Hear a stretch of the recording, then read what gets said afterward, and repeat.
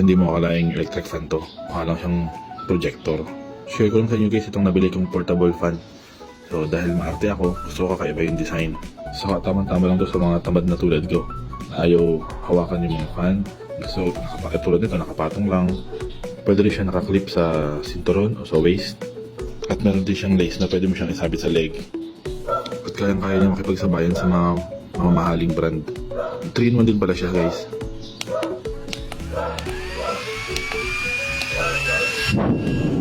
Super lamig. Pwede din siyang flashlight. Meron din siyang flashlight. Ilulong press mo lang to.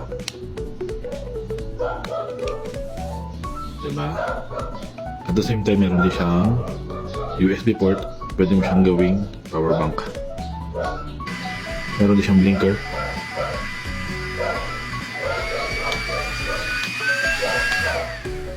Ito yung pinakang clip niya na pwede mong isabit sa belt mo para sa bewang. So ito pala guys yung brand niya, Aura Share.